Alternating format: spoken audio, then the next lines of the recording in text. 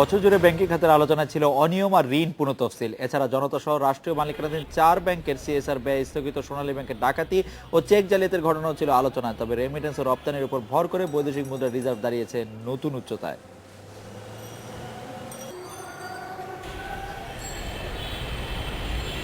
2013 সালের টানা রাজনৈতিক অস্থিরতার কারণে ব্যাংক ব্যবস্থায় পড়ে এর বিরূপ প্রভাব। ব্যাংক ও ব্যবসায়ীদের ঘুরে দাঁড়াতে গত বছর শেষ দিকে ঋণ পুনঃতফসিলে বাড়তি সময় দেয় কেন্দ্রীয় ব্যাংক। এ অবস্থায় চলতি বছর সেপ্টেম্বরে ব্যাংকের শ্রেণীকৃত ঋণ দাঁড়ায় 11.5% বেশি। বিভিন্ন স্থানে সুড়ঙ্গ কেটে ডাকাতি ও অর্ধশতাধিক চেক চুরির ঘটনায় সোনালী ব্যাংকের ভল্টের নিরাপত্তা নিয়ে প্রশ্ন ওঠে। বিদায়ী বছরেও অনিয়ম পিছু ছাড়েনি ব্যাংকিং খাতে। বিভিন্ন প্রতিষ্ঠানে 2000 কোটি টাকার বেশি ঋণ অনিয়মের তথ্য উদ্ঘাটনের পর পদত্যাগ করেন ন্যাশনাল ব্যাংকের এমডি। এরপর পর্যবেক্ষক নিয়োগ দেয়া হয় ন্যাশনাল ব্যাংকে। এক মাস না যেতেই ঋণ দেয়ায় পরিচালনা পর্ষদের অনিয়মে পর্যবেক্ষক নিয়োগ দেয়া হয় মার্কেন্টাইল ব্যাংকে। নজরদারি বাড়ায় এখন ব্যাংকগুলোর অনিয়ম বেশি ধরা পড়ছে বলে মনে করেন বাংলাদেশ ব্যাংকের গভর্নর। আমরা বেশি সুপারভিশন করছি বলে হয়তো বেশি অনিয়ম ধরা পড়ছে, এটা বেশি দিন থাকবে না। ধীরে ধীরে এগুলো সব ঠিক হয়ে আসবে, তখন এই যে ধুলির ঝড় আমরা লক্ষ্য করছি এটা পরিষ্কার হয়ে যাবে। বেসিক ব্যাংকের অনিয়মের প্রেক্ষিতে এবছর ব্যাংকটিতে নতুন পরিচালনা পর্ষদ গঠন সহ নানা ব্যবস্থা নেয় সরকার। পাশাপাশি অন্যান্য সরকারি ব্যাংকের পরিচালনা পর্ষদও পুনর্গঠন করা হয়। নির্দিষ্ট খাতে ব্যয় না করায় জনতা, অগ্রণী, রূপালী ও বিডিবিএল এর সিএসআর কার্যক্রম স্থগিত করে অর্থ মন্ত্রণালয়। তবে এত কিছুর পরও সুখবর, প্রবাসীদের পাঠানো রেমিটেন্স এবং রপ্তানি আয়ের উপর নির্ভর করে এবছর বৈদেশিক মুদ্রার রিজার্ভ ছাড়িয়ে যায় $22 বিলিয়ন ওপরে, যা দিয়ে মেটানো যাবে 7 মাসের আমদানি খরচ। উমনাহার আজমি, ইন্ডিপেন্ডেন্ট নিউজ, ঢাকা। বাংলাদেশ ব্যাংকের সাবেক গভর্নর মোহাম্মদ ফরাসউদ্দিন আছেন আমাদের সঙ্গে। আমরা তার কাছে জানতে চাইবো যে চলতি বছর আমরা দেখেছি বিভিন্ন স্থানে সুড়ঙ্গ কেটে ডাকাতি, অর্ধশতাধিক চেক চুরির ঘটনায় সোনালী ব্যাংকের ভল্টের নিরাপত্তা নিয়ে প্রশ্ন ওঠে। ব্যাংকের নিরাপত্তায় কি আমরা কোনো সিগনিফিকেন্ট উন্নতি এই বছর করতে পেরেছি কিনা বা সেরকম কোনো উদ্যোগ নেওয়া হয়েছে কিনা, আপনার পর্যবেক্ষণ কি জনাব মোহাম্মদ ফরাসউদ্দিন?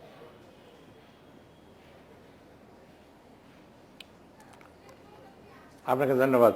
আমাদের কিন্তু ব্যাংকিং ব্যবস্থাটা বুঝতে গেলে এর যে পরিসর অনেক বড় হয়েছে সেটাও বুঝতে হবে। এই এক বছরে ব্যাংকের আমানতের পরিমাণ শতকরা 20% বৃদ্ধি পেয়েছে। অবশ্য বিনিয়োগটাও তো বৃদ্ধি পায় নাই, কাজেই যত বড় তত বেশি জটিলতা, তত বেশি শাখা। আর অন্য একটা জিনিস, আপনারা শুধু ওই যে রাষ্ট্র খাতের ব্যাংকের কথা বলছেন, বেসরকারি খাতেও কিন্তু অনেক অনিয়ম আছে, সেগুলো ধরা পড়ে না। কিন্তু আপনি যে অনিয়মগুলোর কথা বলেছেন, দুর্নীতির কথা বলছেন, সুড়ঙ্গ কাঠার বলছেন, স্ক্যান্ডালের কথা বলছেন, এ সম্পর্কে শঙ্কিত হওয়ার যথেষ্ট কারণ আছে। এবং এটার ঔষধ হলো দুটো তিনটা।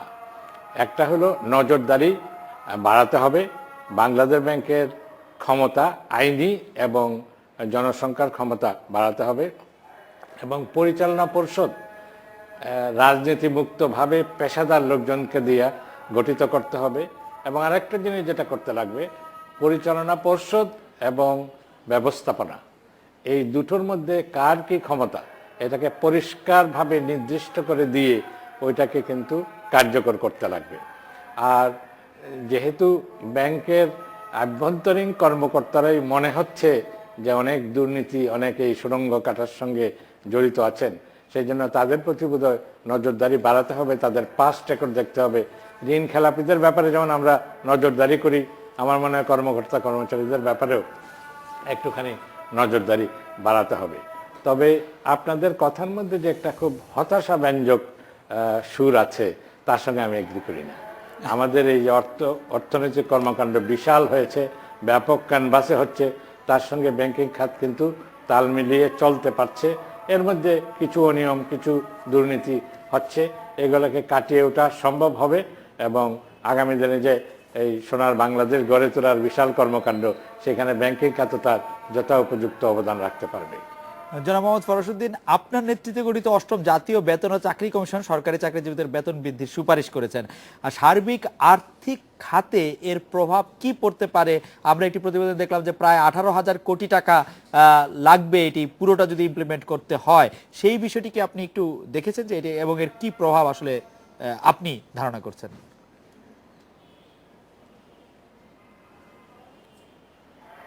আমরা দুটো তিনটা কারণে এই বেতন বৃদ্ধিটা সুপারিশ করেছি। একটা তো হলো ওই যে আগে 2005 থেকে 2009 4 বছরের জন্য ছিল, এইবারের কিন্তু কার্যকালটা 6 বছরের, 9 থেকে 15।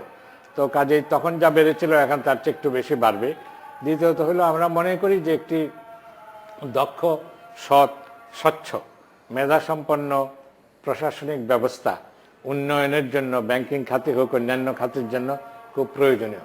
সেই জন্য ওই ধরনের লোককে আকৃষ্ট করার জন্য এবং তাদের ধরে রাখার জন্য এবং তারা যাতে এই ক্রমবর্ধমান মূল্যস্ফীতির জমানায় টিকে থাকতে পারেন, সুন্দর জীবনযাপন করতে পারেন, সেই জন্য এই প্রবৃদ্ধিটা সুপারিশ করা হয়েছে। আপনি যে প্রশ্নটা করেছেন যে এর অর্থায়ন, এই সম্পর্কে সরকারের ওয়েজ এন্ড মিনস সম্পর্কে আমরা খুব গভীরভাবে চিন্তা করেছি এবং প্রতিবেদনের মধ্যেই আছে কিভাবে অতিরিক্ত সম্পদ আহরণ করা যাবে। তবে একটা যেটা পরিসংখ্যান দেই, এই বেতন কমিশনের প্রতিবেদন যদি শতকরা 100% সরকার বাস্তবায়ন করেন, তাহলে যে চিত্রটা দাঁড়ায় সেটা হলো 2013-14 সনে মোট বাজেটের শতকরা 14.2% খরচ হয়েছিল সরকারি এবং আধা সরকারি স্বায়ত্তশাসিত কর্মকর্তা কর্মচারী এবং এমপিওর কারণে।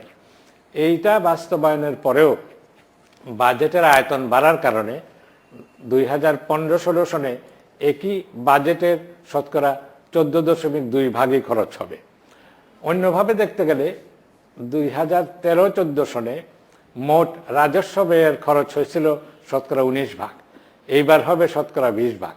কাজেই বৃদ্ধিটা তুলনায়, সার্বিক খরচের তুলনায় খুব বেশি নয়।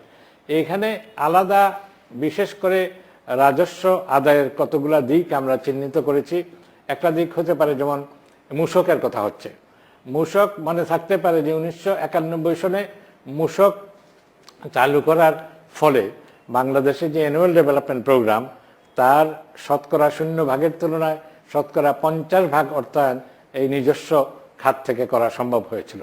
মূসকটাকে যদি সুন্দরভাবে ঢেলে সাজানো যায়, সবাই যদি এটাকে অউন করেন, তাহলে সেখানে অনেক বেশি প্রবৃদ্ধি আসতে পারে।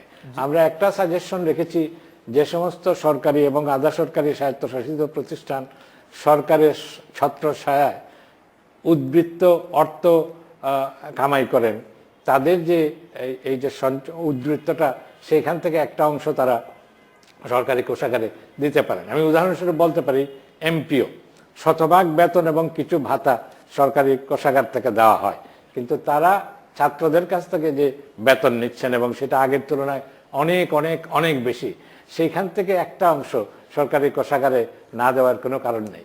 এইভাবে আমরা বিভিন্ন ভাবে দেখিয়েছি যে অতিরিক্ত রাজস্ব আদায় করা সম্ভব এবং এই বেতন কমিশন বাস্তবায়ন করলে মূল্যস্ফীতিতে তেমন কোনো প্রভাব পড়বে না, কিছুটা পড়তে পারে। জনাব মোহাম্মদ ফরাসউদ্দিন, আপনাকে অনেক ধন্যবাদ। একটি বিরতি নিচ্ছি, ফিরছি একটু পরে।